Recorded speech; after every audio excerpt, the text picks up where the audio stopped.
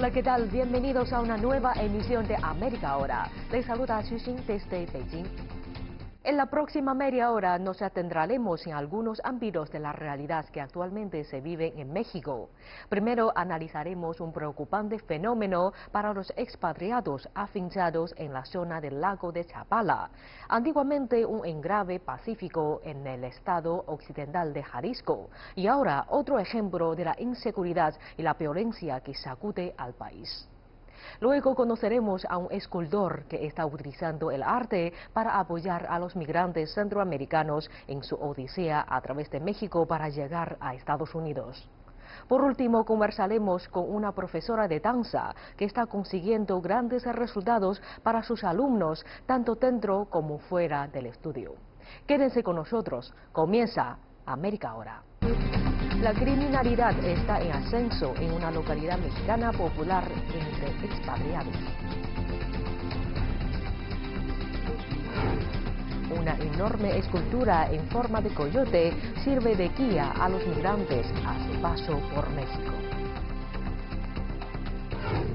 Una profesora de danza ofrece la oportunidad de contar sus historias a gente con minusvalías.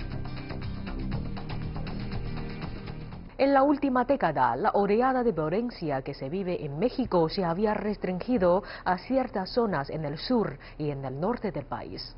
Sin embargo, en años recientes, el crimen, incluyendo robos a viviendas, de automóviles y tiroteos, ha comenzado a afectar a localidades y vecindarios que anteriormente se consideraban seguros. Un ejemplo de ello es el lago de Chapala, un poblado altamente popular entre expatriados jubilados de Estados Unidos y Canadá. Veamos más de cerca qué es lo que está ocurriendo en esta región del estado occidental de Jalisco. En una cálida tarde de otoño, un grupo de estadounidenses se reúne para ver la Serie Mundial de Béisbol. Este bar, con su cerveza de barril estadounidense, con la bandera de las franjas y las estrellas en la pared y decoraciones de Halloween, podría estar en cualquier lugar de Estados Unidos. Sin embargo, se trata de México, más concretamente la que podría considerarse la capital para los expatriados en este país. Es el lago de Chapala, en el estado de Jalisco, una localidad que alberga alrededor de 50.000 expatriados estadounidenses, canadienses y europeos. Todos ellos llegaron aquí en busca de un retiro pacífico, con buen clima y bajos precios. No obstante, la comunidad se ha visto afectada por una oleada de criminalidad que incluso ha llegado a poner en duda el futuro del poblado. Las orillas del mayor lago de agua dulce de México han estado habitadas desde los días del Imperio Azteca. Durante milenios, aquí residió el pueblo indígena Coca, que contaba con asentamientos pesqueros junto a los bancos lacustres. Pero fue a partir de la década de 1930 que este hermoso lago con atardeceres de postal comenzó a atraer al turismo internacional. Luego, muchos visitantes llegaron para quedarse, atraídos por el clima, los bajos precios, la paz y la tranquilidad. Ahora, la orilla norte del lago de Chapala alberga a más de 50.000 residentes expatriados, en su mayor parte procedentes de Estados Unidos y Canadá. Estoy muy cómodo, me siento muy bienvenido aquí, como si fuera mi propia comunidad. Este es nuestro primer año. Vinimos aquí en agosto y nos enamoramos del lugar. El clima perfecto, todo el mundo es amigable y siempre hay algo que hacer. Pero la relación entre las dos comunidades, la de mexicanos y la de expatriados, podría no ser tan próspera como la ilustran algunos de los residentes anglófonos. Y hay personas que no están tan contentas. Para el empresario José Juan Vázquez, originario de la zona del lago de Chapala, existe un problema que los acaudalados expatriados han pasado por alto. Siento como que hoy que subió más la economía, las rentas, por ejemplo, han subido al 80%, quizás más. Y una persona de aquí o una persona local que no tiene un negocio, que no tiene una pensión como los extranjeros, no va a poder pagar. Entonces, si quieres vivir en un pueblo como este, es muy probable que no puedas, por la economía tan alta y por las rentas tan caras. El resentimiento por parte de la comunidad local está a la orden del día, y el choque entre culturas, al igual que la desigualdad económica, ha generado problemas. Por otro, un ejemplo. Roberto Fuentes reconoce que la confianza de la localidad hacia los expatriados se ha deteriorado. Están comiendo de nuestra tierra, de muchas cosas. Escuchas muchos comentarios de eso, pues, o sea. Pero, ¿qué hay del lago de Chapala y de sus mágicos ocasos? El agua está altamente contaminada. La industria pesquera local se vio desplazada por los desechos depositados en el lago y los niveles de contaminación por mercurio superan 300 veces el máximo recomendado por la Agencia de Protección Medioambiental de Estados Unidos. La economía local depende casi en su totalidad de la población expatriada y de los dólares que trae consigo. René Álvarez es originario del lago de Chapala. En realidad el problema que enfrentamos aquí es la falta de trabajo. Si bien tenemos la oportunidad de que le podamos dar servicio a los extranjeros, que son los que tienen el dinero en la economía para pagar estos servicios, y pues en realidad sí tenemos el problema de que la juventud no encuentra un trabajo aquí en Ajijic y tiene que emigrar hacia la ciudad de Guadalajara o a Tlaquepaque, y ahí es cuando pues los jóvenes que no pueden entrar a las escuelas van a tener que dedicarse a buscar la manera de obtener un dinero, y la manera más fácil es delinquiendo. Actualmente, México vive una oleada de violencia que se cobró la vida de más de 30.000 personas el año pasado y que ha dejado más de 100.000 desaparecidos en la última década. Hace poco, el lago de Chapala había permanecido al margen de los hechos violentos que han sacudido al resto del país. No obstante, en los últimos meses, la comunidad de expatriados ha sufrido una serie de robos y secuestros que además ha seguido agravándose. En agosto de 2018, un enfrentamiento entre la policía y una banda local de secuestradores estremeció a la comunidad en su conjunto.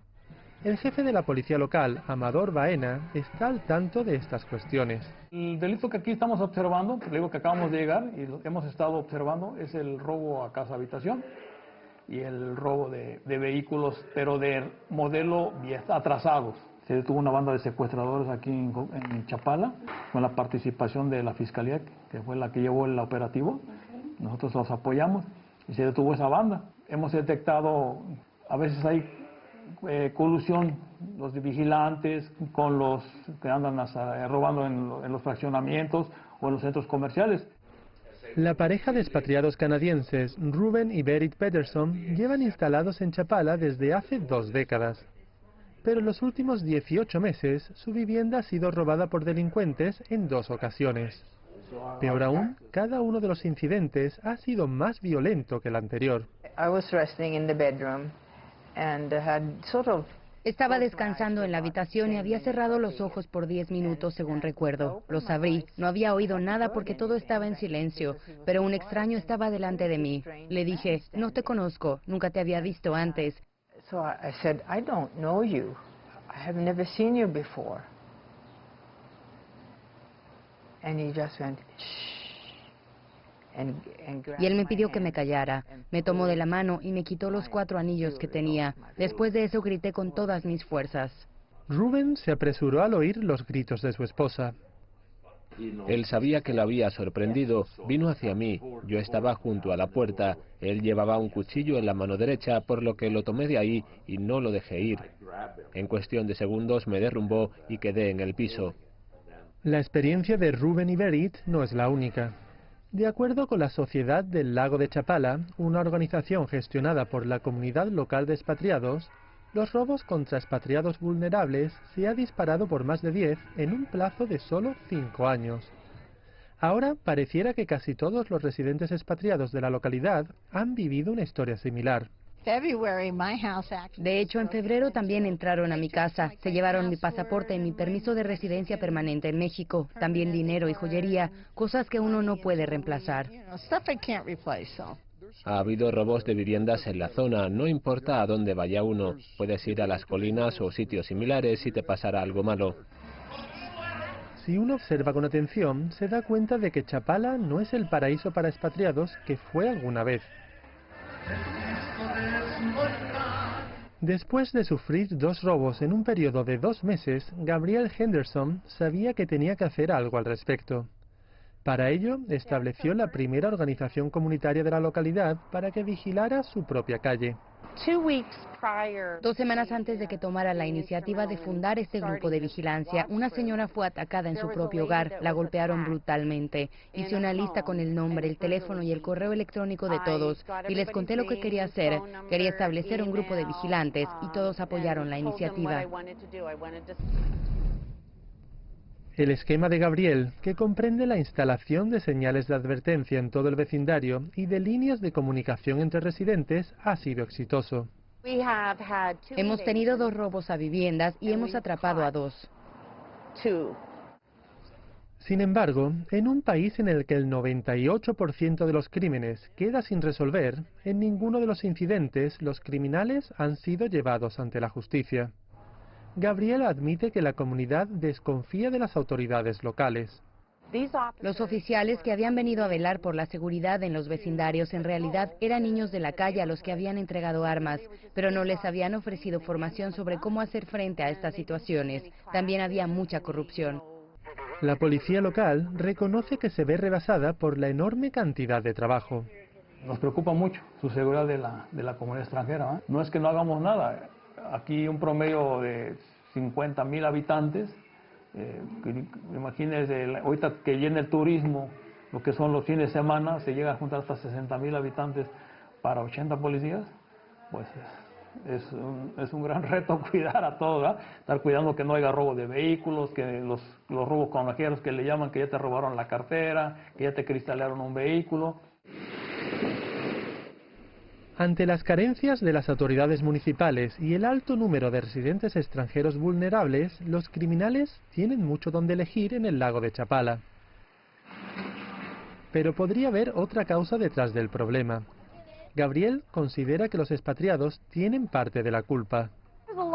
Aquí hay muchos estadounidenses y canadienses que fuman marihuana y compran la droga a los cárteles. Nosotros somos probablemente uno de sus mayores clientes. A pesar de que la mayor parte del crimen se comete desde el interior de la comunidad mexicana local, las acciones de unos pocos podrían tener consecuencias de grandes proporciones.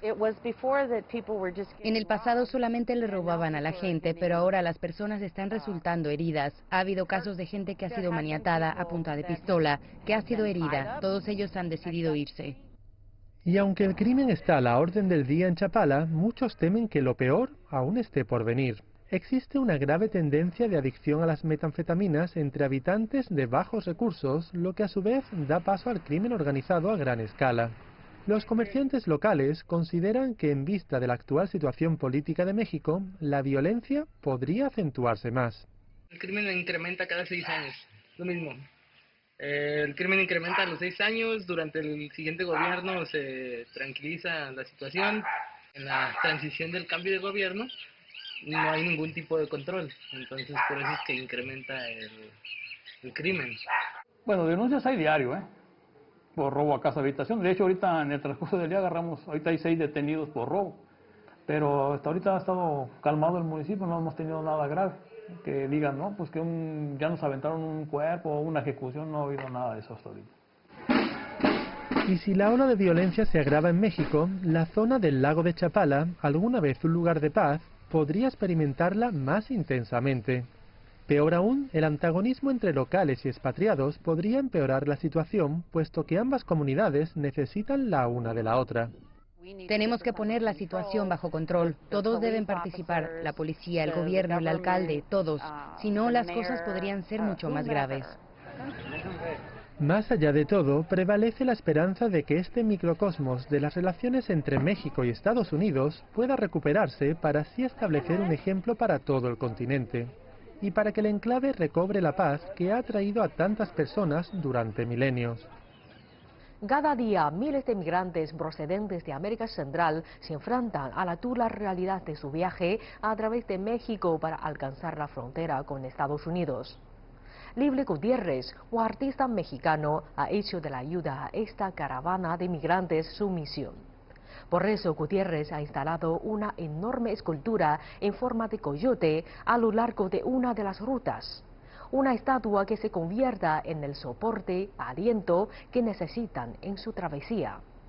Este comprometido artista es hoy nuestro protagonista.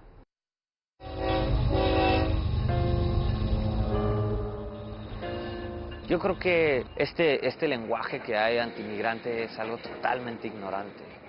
La migración es cultura, es información. El hecho de ser de Tijuana, pues, es un tema con el que nací, con el que crecí.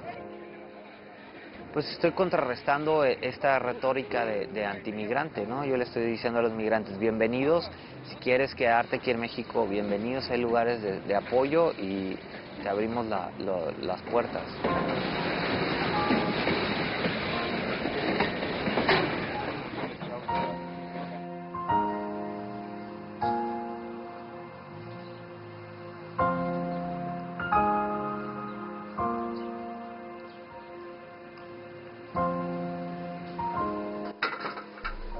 Libre Gutiérrez es un artista mexicano cuyo arte muestra la solidaridad con los migrantes centroamericanos que atraviesan México en busca de la frontera estadounidense. El símbolo de su arte es una gran escultura en forma de coyote. Para mí el coyote simboliza la fortaleza, la sobrevivencia, el adaptarse, el vivir en grupo o individualmente. Lo han querido eliminar en Estados Unidos y no han podido. Entonces tiene muchísimos simbolismos que el migrante se identifica totalmente.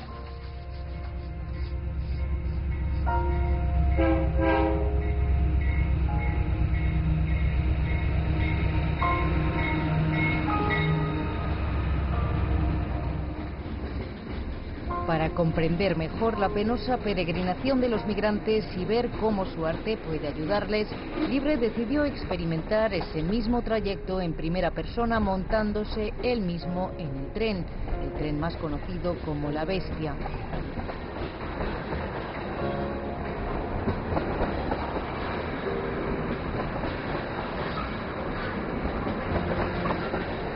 Bueno, la experiencia en el tren ha sido de las cosas más fuertes que he hecho en mi vida. Me hizo pensar y reflexionar y respetar mucho más a toda la gente que hace esa travesía.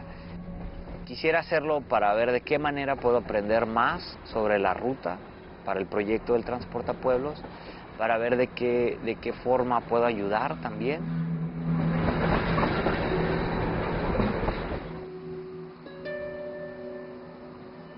El Transportapueblos tiene el mapa de México con las rutas migratorias de un lado, el listado de los albergues del otro lado, y en su cola tiene unas repisas que es como un centro de acopio, un pequeño centro de acopio para que la gente deje lo que sea, ahora sí, lo que el migrante pueda utilizar, desde calcetines, crema, repelente de mosquitos, ropa, comida, agua. Eso me di cuenta hablando con migrantes, que el mapa, el ubicar, el ponerlos geográficamente en el sitio donde se encuentran es elemental. Muchos de ellos llegan a la Ciudad de México preguntando, ¿ya estoy cerca de la frontera? Entonces lo primero que les dices, oye, no, todavía te falta la mitad de lo que has recorrido, todavía te faltan 2000 kilómetros. Entonces el mapa es lo que hace, es darles un punto de referencia geográficamente para que se den cuenta la distancia a la frontera. La intención del proyecto no es ayudarlos a que lleguen a la frontera y que crucen para Estados Unidos, sino brindarles apoyo y que sepan que hay gente en México que los puede ayudar.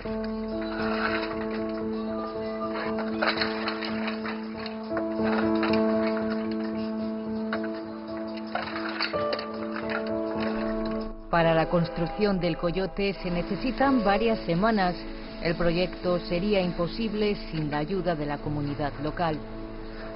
Es intenso, es una labor de construcción, de soldadura, de diseñar, de adaptar al entorno también. Necesitamos totalmente la ayuda de la comunidad, del trabajo en equipo para la elaboración de la pieza. Aparte, creo que si todos lo trabajamos, todos lo cuidamos. si yo la hago y la instalo, pues queda como algo de una persona que vino, dejó y ya se fue. En cambio, si todos nos apropiamos de ella, tiene mucho más valor.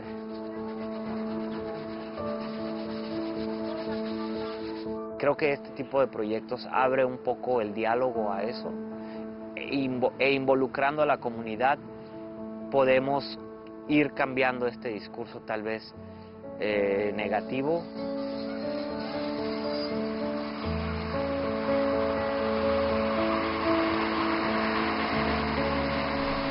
María José Argumedo es una estudiante de Querétaro involucrada activamente en la creación de la escultura.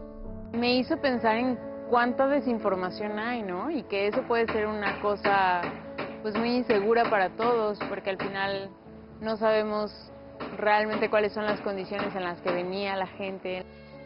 Creo que vale la pena, ¿no?, que nosotros nos involucremos y les demos tiempo a cosas que puedan ayudarle a los demás. Y sobre todo a esta comunidad tan vulnerable que en una situación de vulnerabilidad como la migrante de tránsito, ¿no?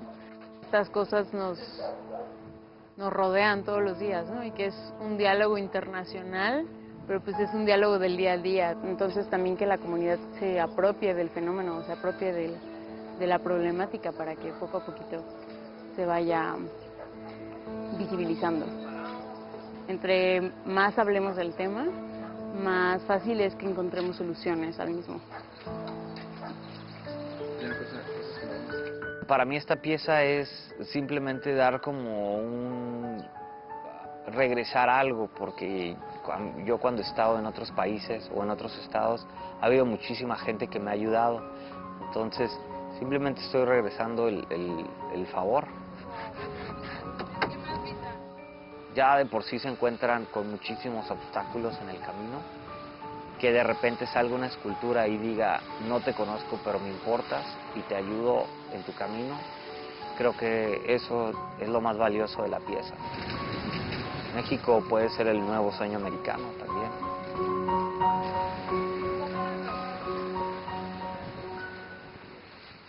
En México, una profesora de danza está dando a gente con minusvalía una oportunidad para brillar. Lorena Nieva es bailarina estudiante de psicología. Combina sus dos pasiones para que sus alumnos se plantean de nuevo sus limitaciones.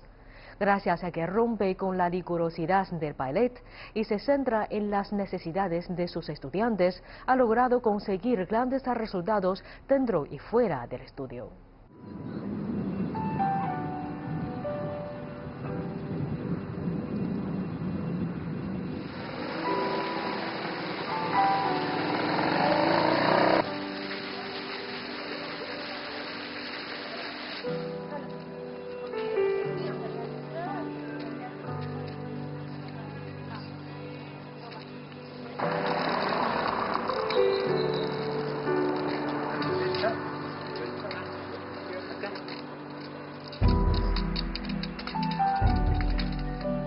Nuestro país necesita también propuestas incluyentes. Y esta es una propuesta artística incluyente, ¿no?, en la que empezamos a apostar.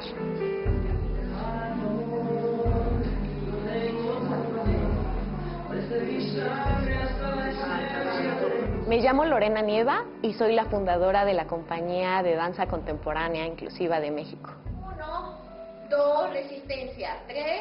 El ballet es una disciplina, sí, muy rígida, sí, muy exigente, pero sumamente organizada. Entonces, introducirlos a la técnica del ballet les da una referencia en su cuerpo de dónde estoy parado, hacia dónde tengo que dirigir una pierna, una mano y cómo hacerlo. 4. Y ahora en 2. 1, 2. Cuando nos vamos a una clase normal de ballet o de danza contemporánea, generalmente tienes un espejo para poder verte, para poder imitar o para poder copiar a alguien más. Pero al estar con bailarines, en este caso ciegos, pues no es funcional, ¿no? Es evidente que no es funcional, pero aquí lo que podemos hacer es un espejo en movimiento, un espejo cuerpo a cuerpo, un espejo en donde la otra persona te enseña cómo moverte. Baja despacio, baja despacio. Y ahora, arriba. las clases utilizo diferentes objetos, telas que tengan diferentes texturas o peso, utilizo resortes. El resorte me sirve como unión entre dos cuerpos, sirve como referencia para generar formas en el espacio. El resorte sirve como una resistencia, sirve para conocer el alargamiento del cuerpo. Que no nos salgamos del tapete, ¿verdad? No. Y va el niño. Suelto, suelto, sonríamos, sonríamos. Alárgate.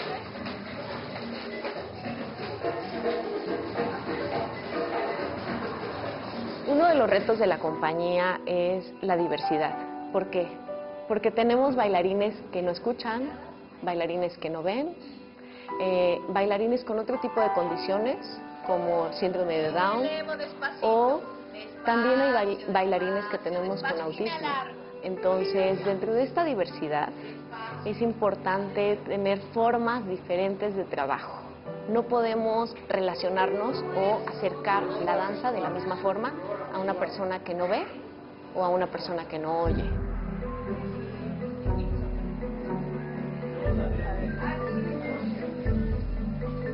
Calma, Mario, todavía con calma. Ve caminando. Despacio.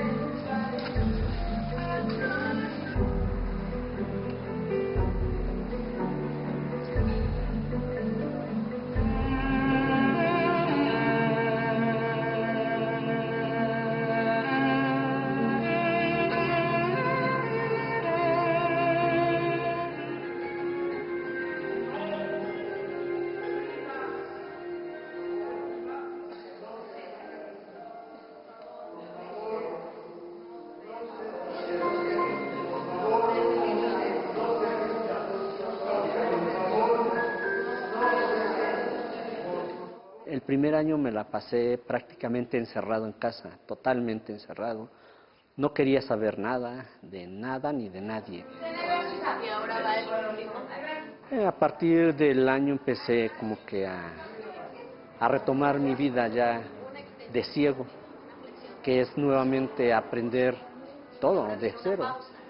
Tal vez desde cómo caminar, cómo desplazarme aquí en la ciudad y en otros lugares. Entonces sí es muy estresante al principio.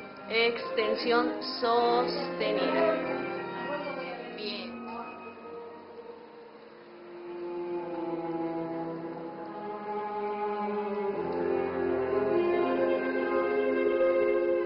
Al estar fuera del escenario pues soy yo, pero cuando me desplazo al escenario se apodera alguien más de mí, porque definitivamente me encanta moverme, bailar, sentir, expresar. Entonces totalmente cambia mi actitud dentro del escenario. Me siento, dijeran por ahí, como un pez en el agua. Me siento totalmente pleno estando en el escenario. No veo a la gente, sí es cierto, pero esa sensación, esa vibra tal vez que se percibe, que percibo cuando la gente me está viendo y aplaude, es algo totalmente emocionante.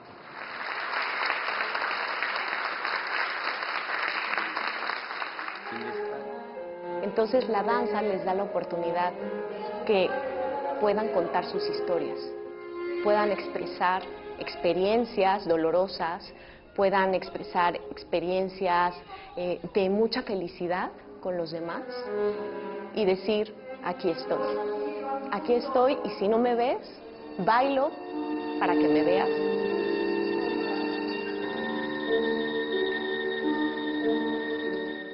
Así concluimos esta emisión de América Ahora. Gracias por sintonizarnos durante esta media hora. Soy Xuxin en Beijing. Nos vemos en la próxima emisión.